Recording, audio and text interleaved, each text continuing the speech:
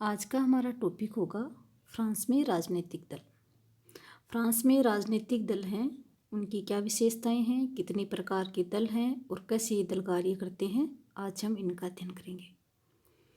जैसा कि हम जानते हैं फ्रांस में बहुदलीय व्यवस्था है, तो फ्रांस में भी कई दल हैं भारत की भांति, लेकिन काफ़ी अंतर है दोनों में। क्योंकि फ्रांस के जो दल हैं उनकी अलग ही निराली विशेषता है। निराली विशेषता इसलिए माना गया है उनको क्योंकि वे संसद के भीतर जो दल मिलकर के सरकार बना रहे हैं, जरूरी नहीं है कि वो दल बाहर भी मिले हुए हों, जबकि भारत में ऐसा नहीं होता। जैसे कि फ्रांस की जो दलीय प्रणाली है उसके बारे में ये कहा गया है, संसद के भीतर के दलीय गुटों तथा संसद के बाहर के राजनीतिक दलों में कोई सीधा एवं घनिष्ठ संबंध नहीं होता है। संसद के भीतर ऐसे गुटों को भी ढूंढा जा सकता है जिनका संसद के बाहर कोई दलीय गठन नहीं होता। दूसरी तरफ ऐसे दलीय गुट भी होते हैं जिनका संसद में किसी भी दल द्वारा प्रतिनिधित्व नहीं होता। अधिकांश दल ऐसे हैं जिनका अपना कोई दलीय कार्यक्रम ही नहीं होता, और जिनके दलीय कार्यक्रम भी हैं उनके बीच कोई स्पष्ट एवं निश्चित भेद नहीं होता। तो हम ये देखते हैं कि फ्रांस की जो दलीय प्रणाली है वो अमेरिका, इंग्लैंड और भारतीय दलीय प्रणाली से काफ़ी भिन्न है, क्योंकि वहाँ दलीय विशेषता का अभाव है। दलीय संगठन में काफ़ी मजबूती न होकर के ढीला ढाला संगठन है। आज हम इसी दलीय जो प्रणाली है उसकी विशेषताओं पर चर्चा करेंगे। सबसे पहले हम लेते हैं बहुदलीय प्रथा। फ्रांस में बहुदलीय प्रथा प्रचलित है। राष्ट्रीय दल कहे जाने वाले दलों की जो संख्या है वो 10 से 12 तक हो सकती है वहाँ। इसके अलावा और भी बहुत छोटे छोटे दल हैं, कुछ स्थानीय दल भी होते हैं और कुछ सामाजिक और कुछ थोड़े से व्यक्तियों के लेवल वाले या विशेष हित वाले गुटों से संबंधित वहाँ दल होते हैं। बात करें अगर हम संसद में प्रतिनिधित्व की, तो वहाँ जो प्रतिनिधित्व होता है वो लगभग 9 से 15 गुटों तक का होता है। इनमें से कुछ मोटे जो गुट होते हैं वो इससे संबंधित होते हैं और असेंबली से संबंधित भी ये दल ही रहते हैं। छोटे मोटे जो दल हैं वो वहाँ तक नहीं पहुँच पाते। फ्रांस की बहुदलीय पद्धति वहाँ की एक तरह से ऐतिहासिक परिस्थितियों की उपज मानी जाती है।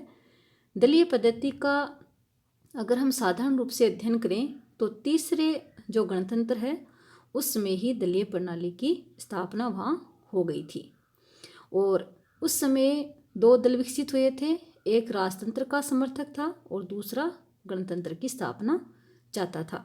तो हम ये देखते हैं कि वहाँ की जो दलीय व्यवस्था है वो काफ़ी पुरानी है। तीसरे गणतंत्र के समय ही दलीय प्रणाली का वहाँ उद्भव हो चुका था। अब हम बात करते हैं अगली विशेषता की, जिसमें है दलीय कार्यक्रमों का अभाव। वहाँ के जो राजनीतिक दल हैं उनके कोई विशिष्ट कार्यक्रम नहीं होते हैं जिसके आधार पर उसके सदस्य आपस में संगठित हो सकें और वे उसका प्रचार और प्रसार कर सकें, या फिर राष्ट्रीय निर्वाचनों में भाग ले सकें या सरकार में आ जा सकें। ब्रिटिश, अमेरिका और भारतीय राजनीतिक दलों के साथ कम और अधिक रूप से में ये सही है कि कम से कम ये जो दल हैं आपस में संगठित रूप से जुड़े होते हैं और उनका अपना कोई एक विशिष्ट कार्यक्रम होता है, लेकिन फ्रांस में ऐसी विशेषता नहीं पाई जाती। अब हम लेते हैं अगली विशेषता को, राष्ट्रव्यापी संगठन का अभाव। सामान्यतः दल राष्ट्रीय स्तर पर ही गठित होते हैं, पूरे देश पर उनका प्रभाव होता है। ब्रिटेन एवं अमेरिका में दल राष्ट्रीय स्तर पर ही गठित होते हैं। भारत में भी राष्ट्रीय दल पाए जाते हैं। फ्रांस में ऐसे राष्ट्रीय दलों का एक तरह से क्या है, अभाव ही रहता है। जैसे कि गुरुमुख निहाल सिंह लिखते हैं, फ्रांस में राजनीतिक दलों का स्थानीय, प्रादेशिक, सामान्य नीति तथा दलीय कार्यक्रम नहीं होते हैं। वहाँ 3 भिन्न संस्थाएं 3 कार्य करती हैं जिनमें पारस्परिक कोई संबंध नहीं होता। तो यहाँ हम ये देखते हैं कि फ्रांस की जो दलीय प्रणाली है वो एक तरह से संगठित रूप से जुड़ी हुई नहीं होती, उनका कोई विशेष कार्यक्रम नहीं होता है। फिर हम लेते हैं अगली विशेषता को, दलीय अनुशासन का कम होना। राजनीतिक दलों की सफलता के लिए सबसे महत्वपूर्ण जो बात होती है कि दल में अनुशासन बनाए रखना, और इस दलीय अनुशासन का फ्रांस के जो राजनीतिक दल हैं उनमें काफ़ी अभाव होता है। एक तरह से अनुशासन है ये दलों का जीवन तत्व होता है, और ये जो अनुशासन है, दलीय अनुशासन, यही राजनीतिक दलों को काफ़ी मजबूत बनाते हैं और एक तरह से संगठित करते हैं। लेकिन फ्रांस में इनका अभाव पाया जाता है, जबकि हम ये देखते हैं कि भारत में इतना अनुशासन नहीं है, लेकिन फिर भी फ्रांस की तुलना में जो राजनीतिक दल हैं उनमें काफ़ी अनुशासन दिखाई देता है। जैसे कि M.G. गुप्ता हैं, ये लिखते हैं, बहुदलीय व्यवस्था तथा दलीय अनुशासन के अभाव के कारण जो फ्रेंच मंत्रिमंडलों में एकता का अभाव पाया जाता है, और इसका परिणाम ये होता है कि जब कोई मंत्रिमंडल पदच्युत होता है या नवीन मंत्रिमंडल का निर्माण किया जाता है, तब अधिकतर पदच्युत मंत्री नवीन मंत्रिमंडल में सम्मिलित कर लिए जाते हैं। जो व्यक्ति विरोधी थे वे सहयोगी हो जाते हैं, और जो सहयोगी थे वे व्यक्ति विरोधी हो जाते हैं। तो हम ये देखते हैं कि फ्रांस के जो राजनीतिक दल हैं उनमें संगठन का काफ़ी अभाव होता है, उनमें कार्यक्रमों का अभाव होता है, और एक तरह से ये जो दल हैं ये टूटते रहते हैं, जुड़ते रहते हैं। और कई बार तो ये भी देखने को मिलता है कि जिस मंत्रिमंडल में जो मंत्री है, अगर वह मंत्रिमंडल पद से त्यागपत्र दे दिया जाता है, वो सरकार गिर जाती है, तो वही मंत्री किसी दूसरे उसमें दल में भी शामिल होकर के दूसरे मंत्रिमंडल का सदस्य भी बन जाता है। तो एक तरह से वहाँ जो दलीय अनुशासन है उसका काफ़ी अभाव पाया जाता है। फिर हम बात करते हैं दलों में संसदीय एवं बाहरी संगठन में भी काफ़ी भेद होता है। जिस प्रकार हम ये देखते हैं कि इंग्लैंड और भारत में संसदीय शासन प्रणाली है, और वहाँ संसदीय शासन प्रणाली में जो मुख्य रूप से इसकी सफलता का जो परिचायक है वो है राजनीतिक दलों में संगठन पाया जाना। लेकिन फ्रांस में नहीं है, और फ्रांस में ना तो पूर्ण रूप से वहाँ संसदीय शासन प्रणाली है और ना ही अध्यक्षात्मक शासन प्रणाली है, बल्कि दोनों का मिश्रण है।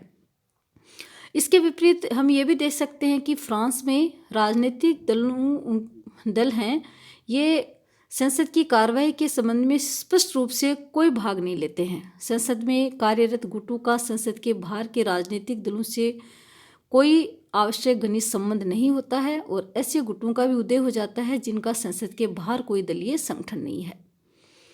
हम शॉर्ट रूप में यही कह सकते हैं कि फ्रांस में बहुदलीय व्यवस्था है, और एक तरह से अनुशासित दलों का अभाव है, और विचारधारा के आधार पर दलों का भी अभाव है वहाँ। अब हम बात करते हैं फ्रांस में कितने प्रकार के दल हैं उनकी। तो फ्रांस के जो दल हैं वो इस प्रकार से हैं, जैसे कि डी गोलवादी दल, जिसको UNR दल भी कहा जाता है, समाजवादी दल, साम्यवादी दल, उग्र समाजवादी दल, लोकप्रिय गणतंत्रवादी आंदोलन, जिसको MRP भी कहा जाता है। सबसे पहले हम बात करते हैं डी गोलवादी दल की, UNR। दक्षिणपंथी दलों में सबसे महत्वपूर्ण जो दल है फ्रेंच पीपुल्स रैली है, जिसके संस्थापक जनरल डी गोल थे।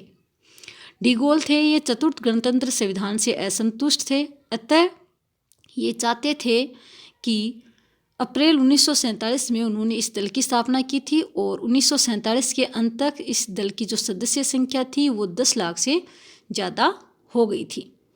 और ये भी ये चाहते थे कि जो राजनीतिक दल हैं वो काफ़ी सशक्त बने।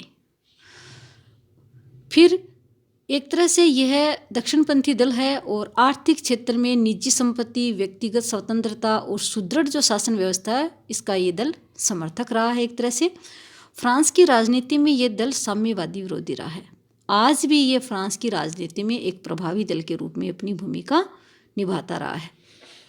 अगला जो दल है वह है समाजवादी दल। समाजवादी जो दल है उसका जन्म 1905 में हुआ, जिसमें अनेक समाजवादी तत्वों का एकीकरण किया गया है। आगे चलकर यही समाजवादी जो दल है ये 2 भागों में बट गया, एक उग्रवादी और दूसरा था शक्तिवादी। उग्रवादी जो गुट है 1920 में साम्यवादी दल का गठन किया गया इसमें, और चौथे गणतंत्र के अंतिम वर्ष में इस दल ने शासन तंत्र संचालित किया और सबसे लंबी अवधि वाली सरकार भी बनाई थी। पंचम गणतंत्र में इसकी स्थापना में इसका महत्वपूर्ण हाथ भी था। साम्यवादी दल एक तरह से फ्रांस का अत्यधिक लोकतंत्रीय दल माना जाता है, जिसका जो मुख्य उद्देश्य है वह लोक कल्याणकारी योजनाओं को लागू करना है। साम्राज्यवादी मसलों पर भी ये अपना उदारवादी दृष्टिकोण रखता था तथा उपनिवेशों को स्वाधीनता प्रदान करने के पक्ष में रहा है।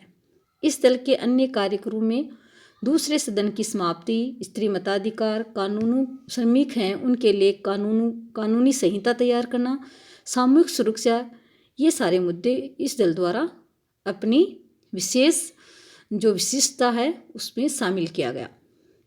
अगला जो दल है उसकी बात करते हैं हम साम्यवादी दल की।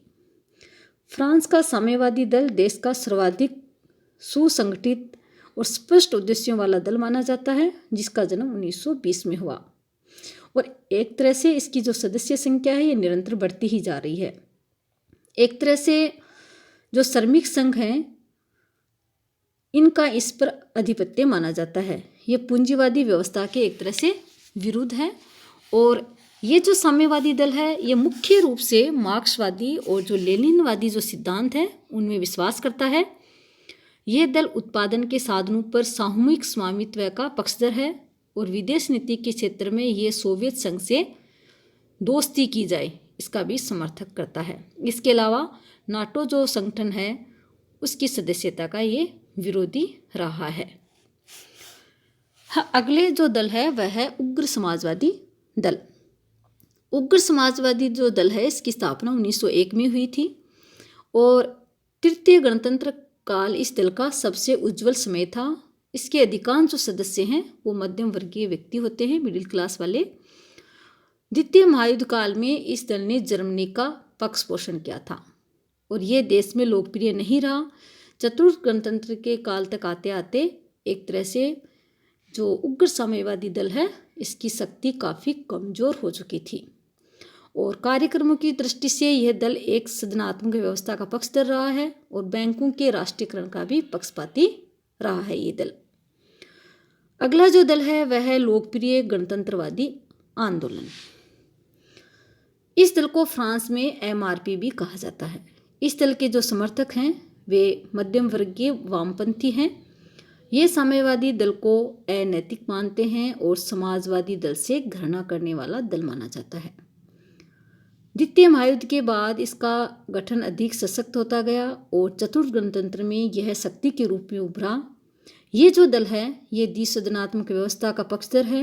ये प्रातिनिधिक लोकतंत्र का भी समर्थन करता है और इसके अलावा कैथोलिक जो धर्म को मानने के कारण इसके जो समर्थक हैं ये अंतर्राष्ट्रीय व्यवस्था में विश्वास करते हैं। ये व्यक्ति की गरिमा और उसकी स्वतंत्रता और उसके परिवार के संरक्षण पर भी बल देता है। एक तरह से MRP है ये फ्रांस का एक ऐसा धार्मिक राजनीतिक दल माना जाता है जो कि साम्यवाद से तो प्रभावित है किंतु धार्मिक भावनाओं को अक्षुण्ण रखने के पक्ष में है। तो हम ये कह सकते हैं कि ये जो दल है ये लोकतांत्रिक जो प्रक्रिया है उसमें विश्वास करने वाला दल माना जाता है। निष्कर्ष रूप में हम ये कह सकते हैं कि फ्रांस में कई दल हैं या हम ये कह सकते हैं कि फ्रांस की जो दलीय प्रणाली है वह बहुदलीय प्रणाली है, लेकिन एक तरह से वहाँ दलीय अनुशासन का अभाव रहता है। कई दल हैं जो कि समय के अनुसार बदलते रहे हैं और इन दलों में एक तरह से संगठित जो निर्णय या हम ये कह सकते हैं कि इनके जो विशिष्ट कार्यक्रम होने चाहिए, जो दलीय अनुशासन होना चाहिए, इन सब का वहाँ अभाव पाया जाता है। धन्यवाद।